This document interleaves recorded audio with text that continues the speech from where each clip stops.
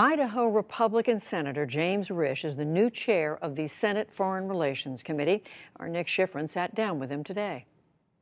Mr. Chairman, it's a pleasure. Thank you very much. Thank you. Let me start with the news. The president felt compelled yesterday to come out of the White House and say that I am not a Russian agent. The president's rhetoric is often defensive of President Vladimir Putin, and the president of the United States often reflects Russian priorities rhetorically. Do you believe the president of the United States acts in ways that helps Russia? You know, I really don't.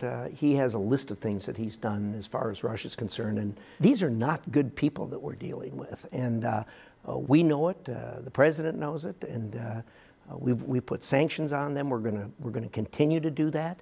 So, as far as Russia's concerned, there's no feeling in this town by anybody that I know of that we're dealing with human beings that can be trusted or that we should be embracing. President Trump has parroted Russian propaganda about the Soviet invasion into Afghanistan, about Montenegro, even calling the U.S. military's exercises in East Asia war games, which is what Vladimir Putin calls them. I've talked to the president about Russia on a number of occasions, and he's fully aware of the issues there and the kind of people that we're dealing with. We're spending an inordinate amount of time now talking about Russia simply because of the factors that they have done lately. The largest concern of ours should be China. If they continue to go down ways that are not in keeping with the rule of law, that is a serious, serious problem that we've got to counter. A good example of that, the poster child, is probably the South China Sea. I mean, that's a very aggressive move by China to expand their geographic influence and control. The way that they have misappropriated everything we've got, from patents to artistic talent and everything else, causes you to have to rethink the kinds of things that you're doing. I was reading a story by the Post-Register about Idaho potato farmers, and the story said potato exports and values have dropped because of retaliatory tariffs imposed in response to the president's tariffs.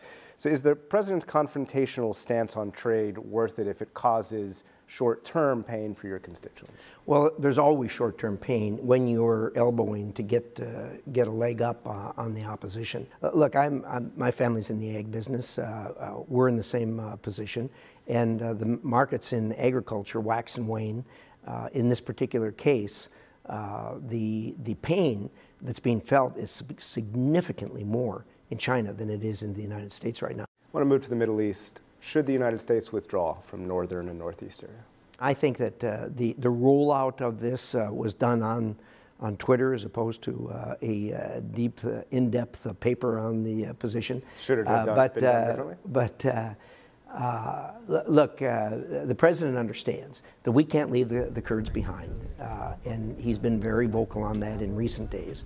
He also understands that in Syria, we're going to have situations we very well may have to respond to.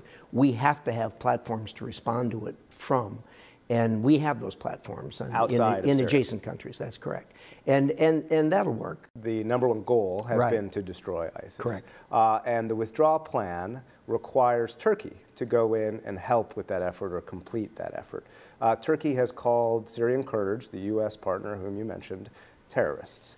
Is Turkey focused on destroying ISIS rather than attacking the Syrian Kurds, and is it capable of doing that by itself?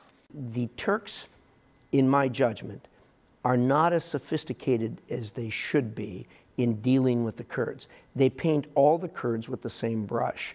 With the Turks, they are allies of ours, but we cannot condone, nor will we condone, them going in and doing atrocities against the Kurds. One of the administration's goals in Syria is to evict Iran. That doesn't necessarily have to happen with U.S. troops, but do you worry that the removal of U.S. troops from northern and northeast Syria reduces the leverage of diplomatic efforts, of economic efforts to try and evict Iran from Syria? I would doubt that you can argue that 2,000 troops there would get that job done. Secretary of State Pompeo delivered a comprehensive criticism of President Obama's Middle East policy last week, and President Obama pivoted away from Saudi Arabia, tried to pivot away from Saudi Arabia and toward Iran. Do you fear at all that the administration has gone too far in the other direction and defended Saudi Crown Prince Mohammed bin Salman, despite questions of the war in Yemen, which has killed tens of thousands of civilians, and despite Jamal Khashoggi's murder? You've touched on the problem in the region, and the problem in the region is Iran. Every time we have a problem, they've got their fingerprints on it. Iran regime is not a regime to be embraced. The great hope there is the Iranian people. They are a proud people with a long history. They don't want what they got going in there either, and we ought to do everything we can to help them get to where they want to be. But does confronting Iran require backing a young crown prince in Saudi Arabia? I think what you need to focus on is Iran. That whole thing in Yemen could end tomorrow if Iran would just wash their hands of it and step away. You're an ally of the president.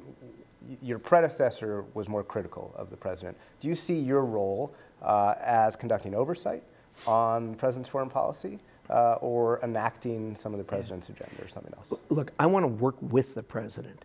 If the president is successful, America will be successful. Everyone in America should wish the president success.